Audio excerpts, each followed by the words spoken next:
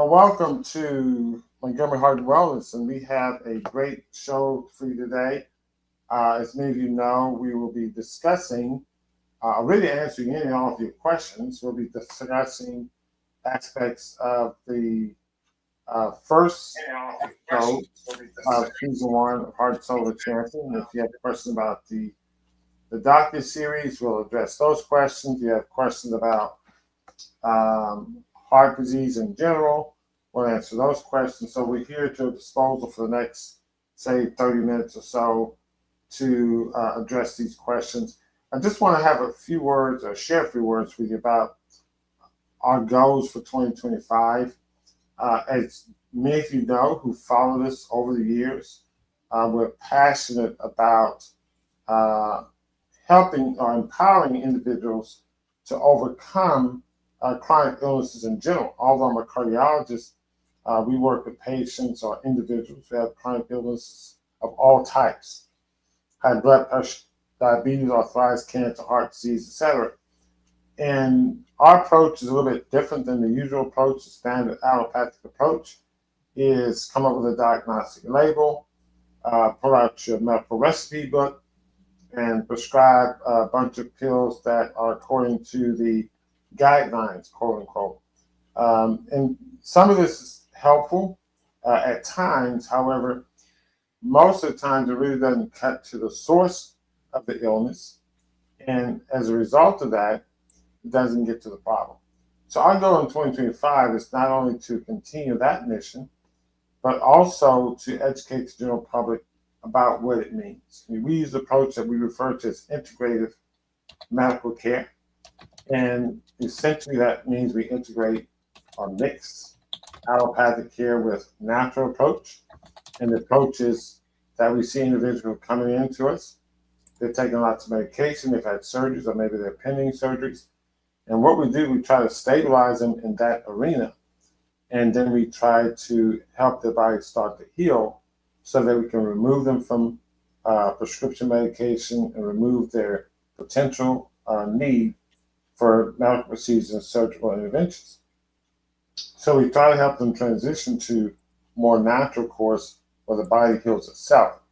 A part of that process is an educational process because one has to have an understanding for how the body works. One has to have an understanding for the importance of taking this approach and the like. In 2025, we are going to continue to provide valuable content in terms of how this approach works and give you an inside look at our approach at this.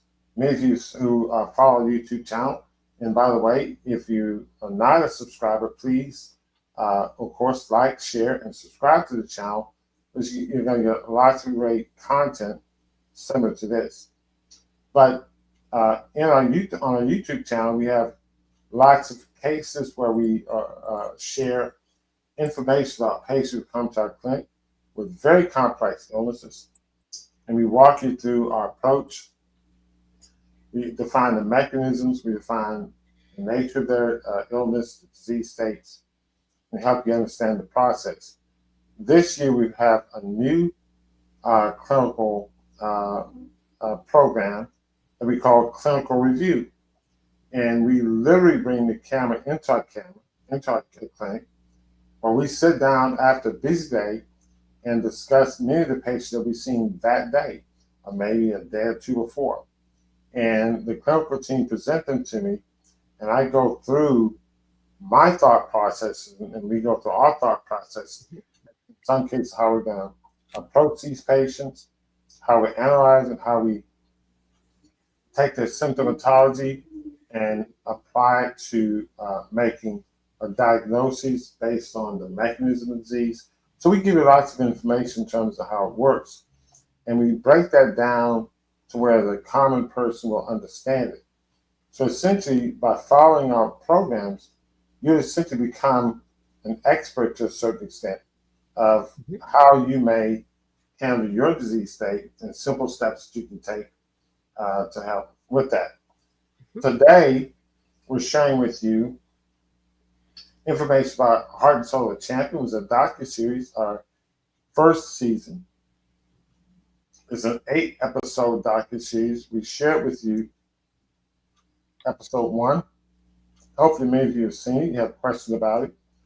But this goes even deeper because we walk you through the lives of several individuals who are going through this approach. And it shows you the multiple dimensions that individuals go through while trying to help their body recover from chronic illnesses. A medical illness is more than a physical problem. It can be an emotional problem. It can be a societal problem. It can affect the people around you. It can affect your spirit, your heart. And so we share with you how individuals who walk through this course of chronic illness deal with it from an emotional standpoint and how they overcome it, not only from a physical standpoint, but also mentally and emotionally. So it's a very rich docu-series. If you haven't seen episode 1, I encourage you to look at it. And those of you who want to get more information, you can order the remainder of the docu-series with the link below this video, or also through a link on the video of episode 1. So without further ado, Jackie is here. She's our producer today, and she's going to help me out with the show in terms of helping navigate through the questions. And feel free, if you have questions, type in the chat. We're going to get to as many questions as we can over the next 25, 30 minutes. Right. Any other comments, Jackie? No, I was struck by, I've watched the series before, and watching it again, I was struck by the fact that these were athletes who I'm sure assumed that except for perhaps Mr. Waddy, they assumed that they were healthy. And yet they showed up at your clinic, surprisingly not so healthy. And so I think everybody will really enjoy watching their transformations.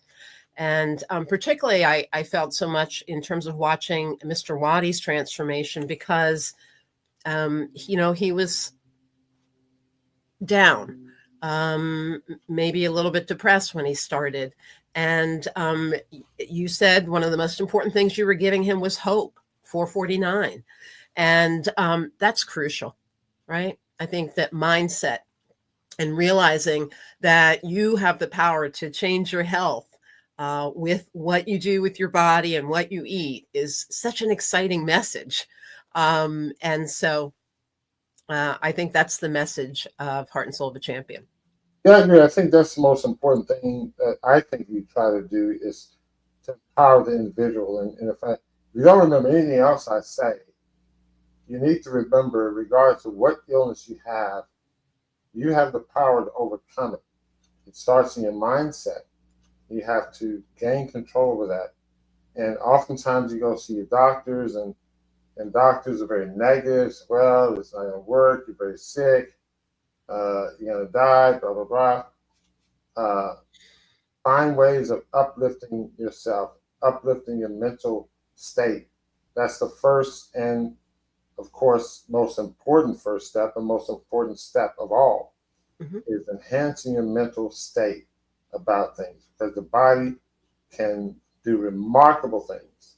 And what we try to demonstrate in our content, if you've looked at it, you've seen patients who are near death's door, and their bodies can recover. And so we want to give you that information to know that it is possible to allow the body to heal itself.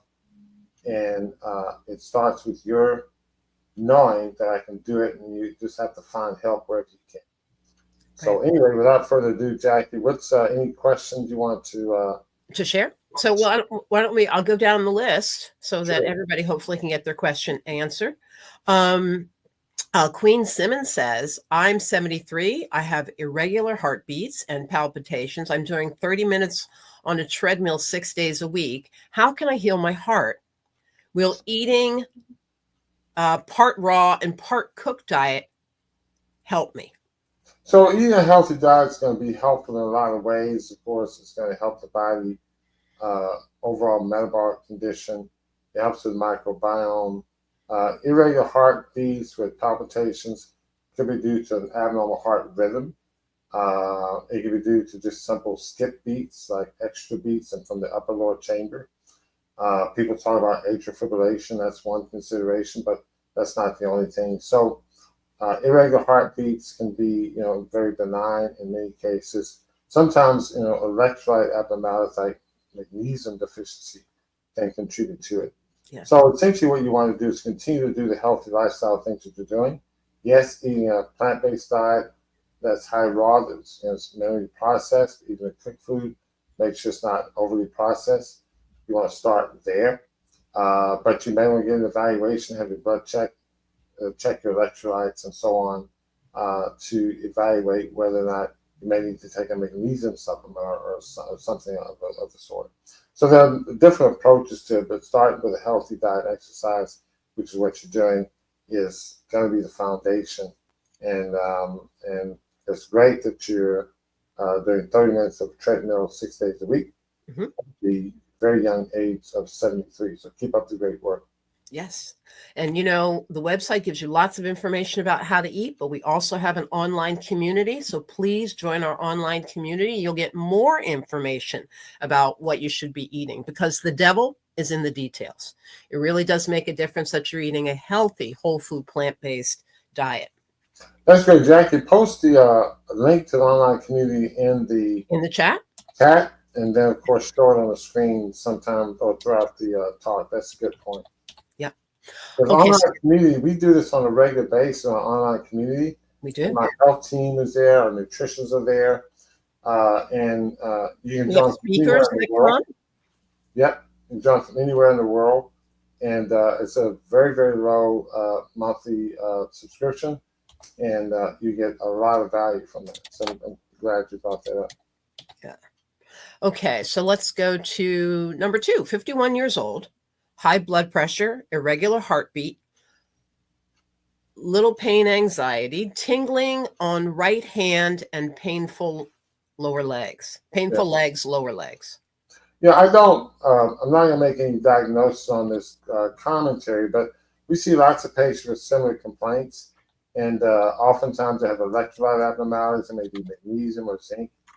So that can be there. There could be other things too. So you want to get an evaluation because there could be other issues that are plaguing you. And we have a super chat on this. We want to make sure we acknowledge our super chats. You see that? Right, Abdullah. Super chat up here. Okay, yeah, go ahead. My heart transplant on May 10th, Mother's Day, is my date. Thank you for your message. Thank you for your super chat and your positive message. May 10th is your date. Godspeed on that. And we wish you all the best. And stay in touch with us. Yeah. All right. All right. Mimi is 60 years old, recently started a whole food plant-based diet. Woo, good. I have heart failure since 2015 after myocarditis, ejection fraction 40%, low blood pressure. How can I regulate my low blood pressure, and how much exercise do you recommend? It depends on the cause of your low blood pressure. The blood pressure is physiologically low and you're not having symptoms of fatigue or dizziness, then that's a good thing. Exercise, proper diet will maintain a healthy blood pressure. So that's going to be the approach that you take. You're always going to evaluate if you're on medications, review your medication with your doctors. Oftentimes individuals with an ejection fraction that's low may be given medication that lowers the blood pressure or diuretics. So make sure you're not taking too many of these medications, because if you're living a healthy lifestyle, you shouldn't require all the medication. And oftentimes your doctor may not be aware of the fact that you're doing a lot of the good things. They may try to keep you on guideline-directed medical therapy. So keep in mind, and this is for everybody, the doctors will prescribe medications not necessarily based on your individual condition, but rather based on a broad outline. We call it guideline-directed medical therapy. And so they'll prescribe the medication because based on your diagnoses, these are, say, the 4 medications you need, or the 3 medication you need or the 10 medication you need. So oftentimes doctors prescribe medications not based on how the patient is doing, but just based on their diagnosis and what the guidelines call for. And I don't agree with that approach. I'm not against having basic guidelines to give some structure, but to just blindly prescribe the medications based on the guidelines, I don't use that approach. So be mindful of that, because medications, they could be lowering your blood pressure too much, and you may need to work with your doctor to help come off with some or reduce the doses. Okay. All right. Kathy Hollowell says best advice for fluid on the lung, heart failure, and they said it's affecting the kidneys. So how the heart can affect the kidneys is that as heart failure progresses and the heart gets weaker, it circulates blood worse. And all organs of the body requires adequate blood flow. And circulation is essentially blood flow. So if the circulation of the blood by the heart's decreased, the flow of the blood's decreased. So the kidney's not getting adequate blood flow to be nourished. In fact, the kidney's going to be more sensitive to that by design, because the kidney has to regulate fluid volume and electrolytes. And so if the kidney's not getting adequate flow, it'll start to shut down in terms of how much blood it tries to filter, because it tries to hold on to fluid because it thinks the body is in shock, and shock due to excess blood loss or volume loss. But the shock that you get with heart failure isn't due to volume loss, it's due to just poor circulation, but the kidneys don't necessarily know that. So you want to do things to improve your heart function in general. And of course, doctors may prescribe medications such as diuretics, whatever the case is. We use an approach such that we'll recommend nutrition, exercise, and it has biochemical, physiological effects to improve heart function. Okay. All right, Sassy LDG, high cholesterol questions. Lately, I've been reading about low cholesterol levels being associated with memory issues. Can you confirm this? And if so, please explain why then push for statins. Great question. When you think about things that are high and low, low cholesterol, low blood pressure, you want to understand how it gets there. So, for instance, if someone comes to me and say, well, my total cholesterol is 85. Let's say 2 people have total cholesterol 85. Person A has a cholesterol 85. Person B has cholesterol 85. And so, okay, is that good or bad? Okay, it depends. If you tell me person A is on a maximum statin plus injectables to drive that total cholesterol down to 85, and person B is not taking any medication to drive it down, they're just living a healthy lifestyle, then I would say B is better than A. Well, the number's the same, but the important difference is how they get there. This is a false lowering of cholesterol, because you're giving the body medication to force the cholesterol to go low. Here, the body's doing it naturally. The reason there's an important difference is because the body's going to regulate its cholesterol based on its needs. Remember, cholesterol is made because it has a purpose in the body. Mm-hmm. So it repairs nerve tissue and their injury, inflammatory conditions. So it's used by the body in lots of ways. Vitamin D production. So it's used by the body in lots of ways. So the body has a need based on, say, nerve degeneration, etc. It's going to need more cholesterol. So when you get that, dementia, nerve degeneration, low cholesterol type discussion is when we falsely lower cholesterol, where the body doesn't have adequate cholesterol to supply, repair of nerve endings, or repair of myelin, or repair other tissue, and so, or even vitamin D production. Mm-hmm. So that's when you falsely lower cholesterol. That's the problem, or at least the potential problem. There's some data that shows associations more science needs to be done. There are many of my colleagues who refute that, but I think the important thing to remember is that you want to control your cholesterol naturally, and you want to optimize your lifestyle.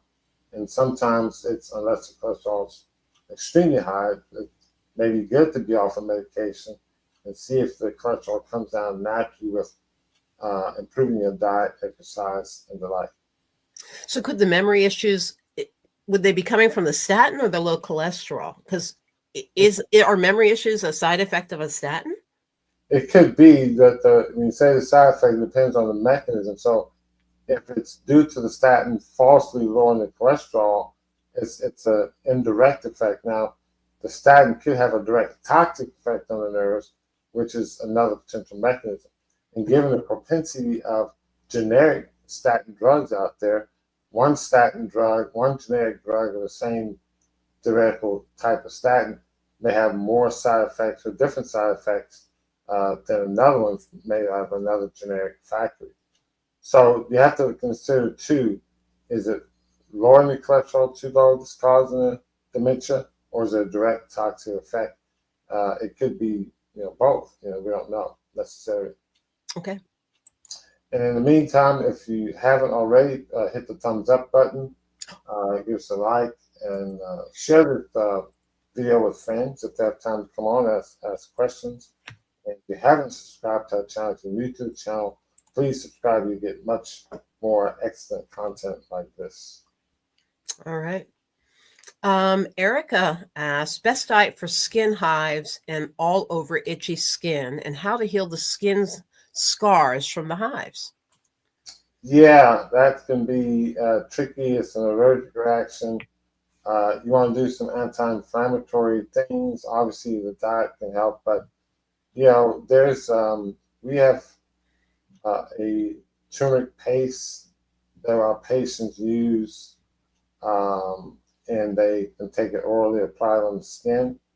Aloe vera is good for that. If you get the aloe vera leaf and tear it open and scrape the green gel and apply it to the skin, that's very good for that.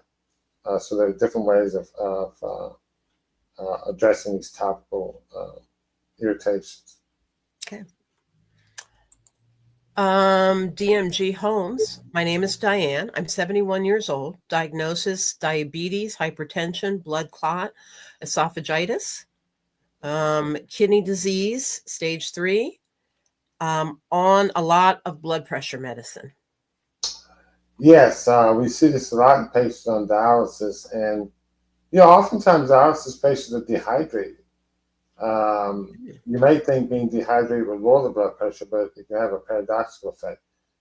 And oftentimes, because they're going for dialysis and they take 3 liters, or 2 liters, or 4 liters, and there's not a dynamic process. And sometimes you may be less hydrated than others, and you're going to take the same amount off.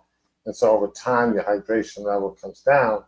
And when you're dehydrated, the body reacts because it thinks you're in shock, increase adrenaline hormones and various other things to constrict blood vessels. And then the blood pressure can go up. And so despite taking lots of medications, the underlying problem is not being addressed. Electrolyte abnormalities could also contribute to this. So I'd be mindful of the volume. Daily on a fluid restriction, talk to your doctor, maybe relieve the restriction. When we see patients, we put them on a cold pressed juice regimen to improve the hydration. And so we found that to be helpful. And of course, healthy diet and the like. I know the dietary dietitians, the dietitians emphasize lots of animal protein. I don't think that's good for patients with end-stage renal disease. But anyway. But all the things that she's talking about, diabetes and hypertension, kidney disease, all can be helped with dietary change, right? Yeah, that's correct. Yeah. So join the online community, please. Okay. Did you put the link in there? Yes, the link's there a couple times. Okay. Awesome. So everybody, you'll see it there. You can also go to the website. It's on the website. You'll see something saying join the community, and you just click on that and you'll be able to join us. As I said, we have lots of events. We have support groups. We have cooking or raw food demonstrations.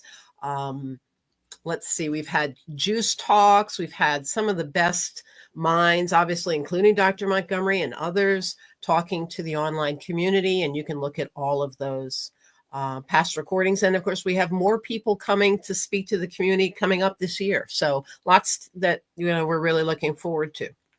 So it's MontgomeryHeart.com/journey. Yes. All right. Oh, so how can we reverse heart failure? What causes heart failure? How can we reverse heart failure? Yeah. Does anybody get heart failure? So heart failure is due to a variety of things. So essentially, the heart wears down. You have a direct insult to the heart in the case of someone having a heart attack. There can be structural damage to certain components of the heart, such as the valves can have wear and tear. When the heart valves are not working efficiently, that creates a certain amount of stress in terms of efficiency of flow within the heart, and that can weaken the heart over time.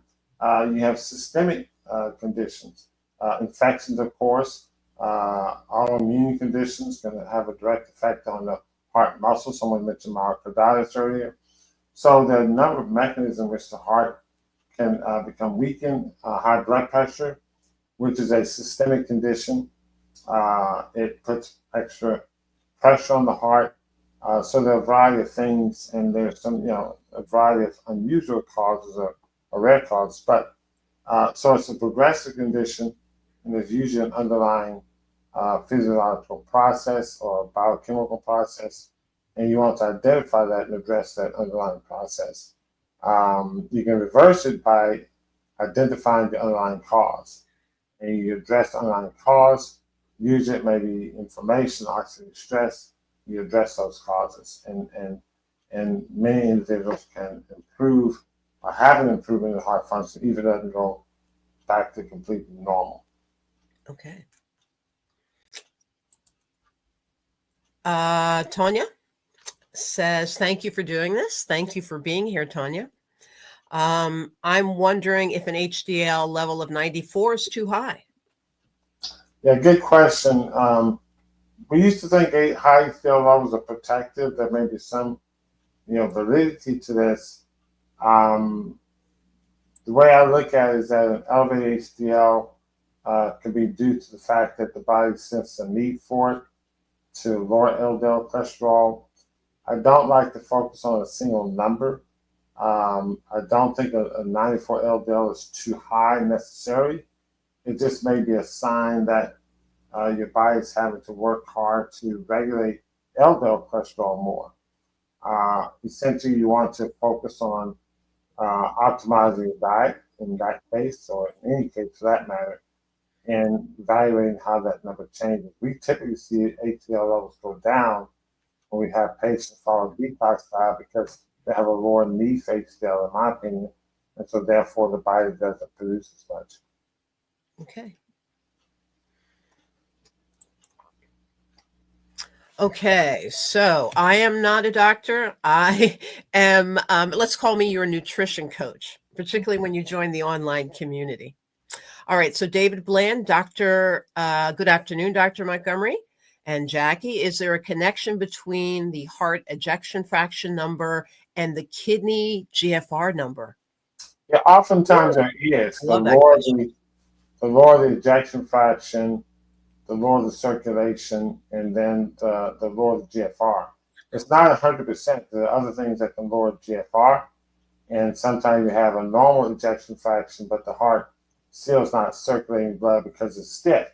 We call it diastolic heart failure. So there can be a correlation. Frequently there is, but it's not 100%, and it's not always. But you're right to think in that manner because heart failure can potentiate or be associated with, at the very least, kidney failure.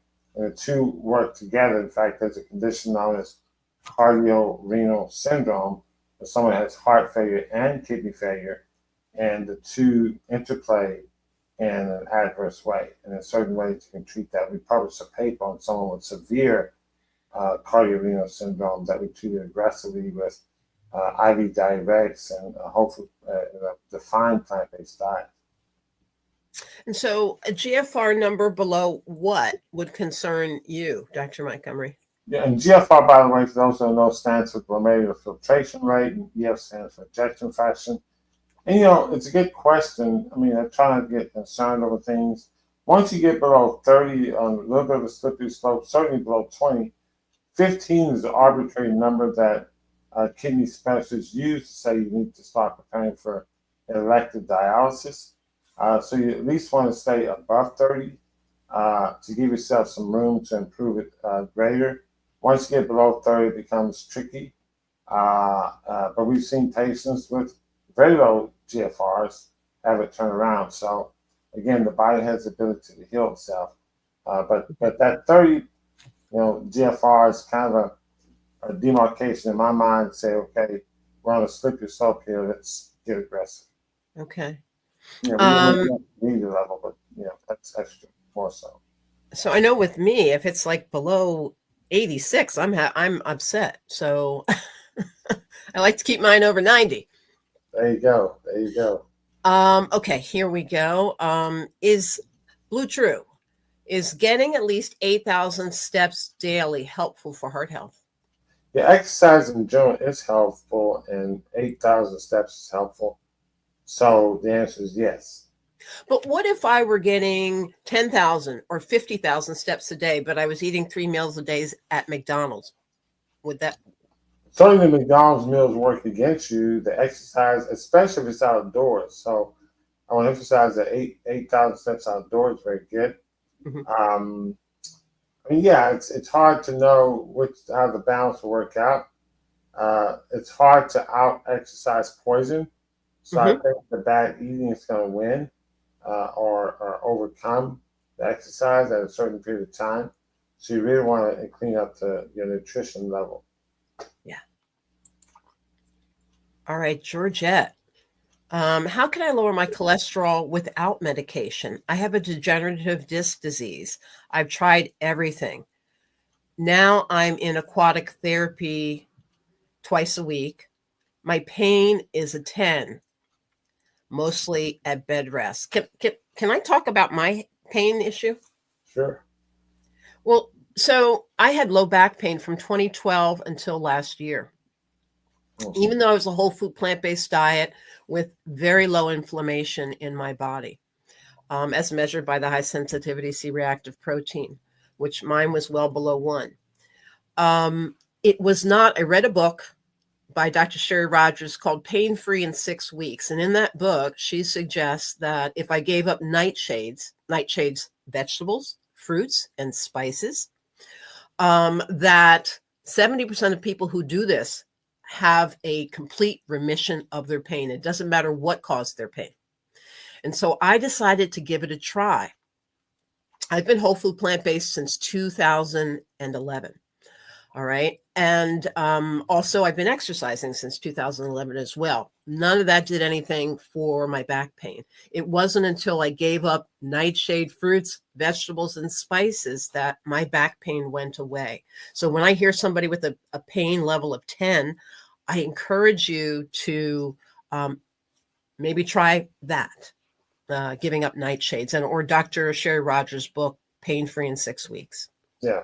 And some people have adverse reactions to nightshades. I'm not sure if that's due to an allergy, if you will, or abnormal adverse reaction. We should be able to tolerate all foods, but you're right. There are certain foods that your body may not tolerate as well. You may have certain symptoms to it. You want to start with a healthy diet, minimally processed, all plants if possible, mostly if not. But the food that you eat should not be processed. That's going to be a great way to help with pain. We have individuals going on a raw, defined plant-based diet. A raw diet reduces inflammation. If your pain is due to inflammation, it'll help with the pain. There are also target supplementation that one can use, a very high quality turmeric or curcumin extract. So there are a lot of different things that you can use in an approach to control your pain in a healthy, natural way. And then how can she lower her cholesterol without medication? The same way, exercise. And we've actually published the results of this in the medical literature where you're going to define plant-based diet and your cholesterol comes down, among other things. Okay.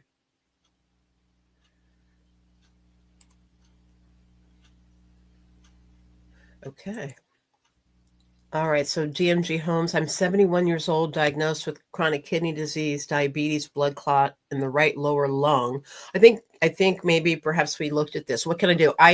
Seeing a doctor. We'll see you in March. Okay. Well, that's wonderful. Good. Yes. Well, that's right around the corner. We look forward to seeing and working with you. All right. What about acute chronic kidney disease caused by high blood pressure? What foods would be helpful and starting dialysis? Yeah, you want to consume foods that are very hydrating because I think oftentimes hydration can contribute to this. So, cucumber, celery, melons when they're in season. So hydrating foods, hydrating plant foods in a natural state. I like to start there. You can consume them as smoothies or cold pressed juices. I do a lot of cold pressed juicing. And so that's helpful. But I start there with, then salads and other plant foods. Some cooked plant foods are fine as long as they're not fried or microwaved and, sauteed in oil or the like. All right. I like this name. We're not going back ever. All right. Hi, Dr. Montgomery. I'm about to start your 10-day detox. Yay. All right. That's wonderful. That means you're in the community. You can send me a direct message if you like. And please do join the community. I don't understand the sprouted lentils. Yeah, Wouldn't one thing about that. lentil still be hard if they're not cooked? So wouldn't sprouted lentils still be hard if they're not cooked? And Yeah. are lentils a bean? Yeah, lentils. So you can have sprouted lentils that are not cooked; they're firm. I've eaten them. You have sprouted chickpeas that are not cooked; they're also firm, but they can be eaten. There's a place called Just Sprouts, or some place called Sprouts in Miami, or We Got Sprouts, or whatever, and they sell these sprouted beans, and they're actually delicious. So you can have sprouted lentils. Yes, they're not soft like the cooked ones, but they're very digestible. So yeah, that's good. On the 10-day detox, we want you to follow the course of those things. You can substitute some of those recipes with similar recipes. Just make sure you stay to the foundation of the plant, minimally processed raw plant approach to preparing your food. We gave you those recipes as an outline to give you something to work with. Okay. Any science on black fermented garlic for health benefits? I'm not aware of the science on it. I've had black fermented garlic, and I read the package like most other people may read it, and it says very healthy for this, that, and the other. But I haven't taken the time or had the time to look at the science and evaluate it myself. Okay. Kathy says she has heart failure and ejection fraction went from 58 to 41. What causes the decline? Yeah, it could be a variety of things. It depends on the underlying cause, whether maybe you had a heart attack between the 58 and 41. Maybe you had some inflammatory reaction, autoimmune reaction that weakened the heart. Maybe the blood pressure and cardiac physiology is so abnormal, the heart is under lots of stress and it weakens over that time. So lots of things can cause that. All right. Reginald Riley, I'm in stage 5 kidney he's a stage 5 kidney dialysis patient. I would like to know, I guess, how he can reverse his condition. Orthodontic changes. Can I get a point where I can get off dialysis? Yeah, a lot of variables to that answer. The summary answer, it all depends. Stage 5 kidney disease, if a big part of that's due to medicine and dehydration, those things be corrected fast. Oftentimes, individuals go on dialysis. We see people who come in with either normal or not so bad kidney disease. They get a bad infection or something in the hospital. They have to go on dialysis to give them some support, but the kidneys come back to normal. So there are any individuals who come off dialysis who go on it temporarily. for some support. It just depends on what, is putting you at stage 5. If it's due to some long-standing chronic damage to the kidneys, it's less likely than if it's due to some short-term acute insult that can be removed in a relatively short period of time. Okay. What's a natural way to lower high cholesterol? Proper nutrition, exercise, plant-based diet is what we found to be very successful. We do use some targeted supplements, but we start with the nutrition first, and we get a lot of success with that, and we go from there. Okay. So I want to take about 2-3 more, just take 3 more questions. Okay. 2 dope sons. It was a pleasure visiting your office yesterday. I can't wait to continue my journey to healing my body. All right. Well, thank you very much for visiting us, and we look forward to continuing to work with you. Thank you. Yeah. Hi, Mike. Good to hear from you. He has a family member that takes blood pressure medication and still has high readings. They're overweight. Why is the pressure still high, even though they're taking medication? Great question. All the medications aren't working. Medications typically don't get to the underlying cause. And so if you're not getting to the cause of high blood pressure, sometimes the medication can mask by lowering the blood pressure, but a lot of times it won't because it's not addressing the cause of high blood pressure. So you have to step back and say, okay, what's going on with them and how do we address the underlying cause? Yeah. So I think a lot of times people think that the medications heal them, but they don't. They don't heal. They just cover the symptoms. Yeah, they can be beneficial temporarily in certain situations, but it's not a long-term solution well, it shouldn't be a long-term solution for most people, but that's the case. Okay. But often with dietary change, you can, in time, perhaps, experience an actual healing. Proper sleep, proper rest, exercise, maintaining normal electrolytes. Lots of people are deficient in minerals. Yeah. So correcting mineral deficiency, those things are all beneficial. Whole plant foods, yeah. Hi, Dr. Montgomery. What is your opinion on a raw vegan diet, sustainability, or just for a detox? Great question. Theoretically, it can work both ways. The sustainability gets a little tricky because healthy raw foods, at least the gourmet stuff that gives you the variety, is not always widely available. So it depends on your circumstances. There's some people, maybe you are familiar with Fully Raw Christina. She has a raw diet, but she has her own place. She's got a large garden, and that's her whole life. And so raw foods is very sustainable for her. Someone who has a family and they're preparing food for the family and they're working and that type of thing, it may be less sustainable. So maybe you would do it as a detox periodically. Once a quarter, every other month, or something like that, because it takes a fair amount of work concentration to follow that type of nutritional regimen because that food is not so available, say when you're out and about or traveling, whatever the case may be. We'll take one more. Oh, okay. So that was a nice praise question. So I thought I would share that. Somebody just sort of saying that they were overweight, and the more overweight she was, the higher the blood pressure was. Yep. That. All right. How about this one? Can AFib be cured with a plant-based diet? And is it possible to come off of Eliquis? So the word cure is a very peculiar word because it depends on whether you fully eradicate the underlying cause. What I will say is that a healthy plant-based diet will certainly work against the many things that contribute to AFib, namely inflammation and increased oxidative stress. There may be other factors that contribute to AFib that may not be immediately corrected with a plant-based diet. Coming off of Eliquis, it's a conversation you have to have with your doctor. Patients I've worked with, you have taken some off Eliquis when we've done a lot of things to get rid of atrial fibrillation. We've done extensive monitoring to make sure that it's gone for a long period of time. I explain to the patient, there may still be a risk of stroke, but it's much lower. They understand that, they agree, and they come off. So coming off Eliquis is one of those things it's a just a can situation. and it goes patient to patient. But yes, you want to start with a healthy diet if you have atrial fibrillation. But get with your doctor and look at other potential causes that have them up. The abnormal microbiome, which is helped with a plant-based diet, has to be looked at. Again, mineral deficiency has to be looked at. So lots of things have to be looked at.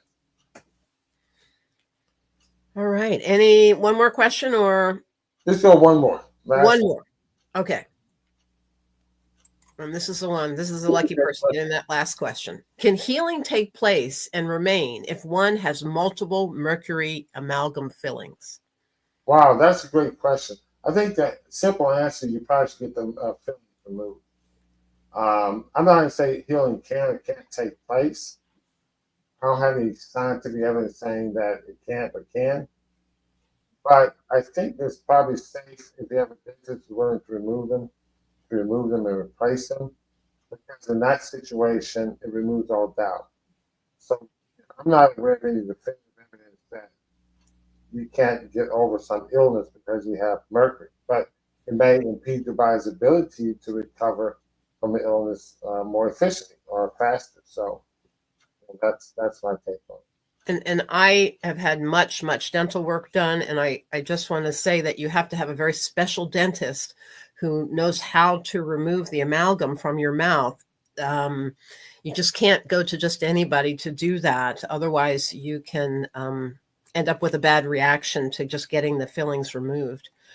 So do pick a very special dentist who knows how to, because those are, the amalgam fillings are toxic. Yeah. So great show. I really enjoyed it. These are excellent questions. You guys really challenged us today. And again, thank you for joining us today. And if you haven't seen episode 1 of Heart and Soul of the Champion, look at a link should be in the description here. And also, those of you saw it and you want to see the rest of the season, you can order it through a link that's also should be on this description. If it's not, we'll make sure we put it there. So, and can I say one more thing? Sure. We've got, you guys, we've got 3 classes to help you learn how to improve your diet. Free Jumpstart class, the Rebuild class, the Healthy Lifestyle Series class. All right. So enroll in our classes and join our online community where, you'll have support in making those dietary changes, because that's like critical for improved health. Yeah. And the website is essentially montgomeryheart.com /journey. montgomeryheart.com /journey. And wait a minute, we got to talk about June 21st. Oh my goodness! How can we not tell that? Yeah. June 21st is. Why don't you say some words about it, Jackie? So June 21st, we're going to have a raw food symposium, a raw food conference. And Dr. Doug Graham, author of 80-10-10, will be there. Brian Clement, who runs the Hippocrates Health Institute in Florida, will be there. Dr. Patrick Vickers, who is very knowledgeable about reversing cancer. He will be speaking. And who else is speaking? Dr. Gabriel Cousins. That's right. Dr. Gabriel Cousins will be speaking. I'm just trying to think. I have Dr. Cousins' books right there, but come visit us on June 21st. Attend the conference. Where do you find the conference? events.montgomeryheart.com. And I will put that in the chat.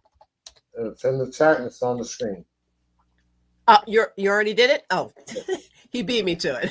Okay. So, yes, come to the event. Go to that site, events.montgomeryheart.com. Meet us all in person. Enjoy getting all this fantastic information. It'll help you change your diet. Yep, and we'll be answering lots of questions about the best food to consume, the best circumstances, and the like. So it's not just straightforward, eat only this all the time. There are a variety of conditions and things that you have to take into consideration. So thanks for bringing it up again. All right, there we go. You guys have a good rest of your weekend. And until next time, take care.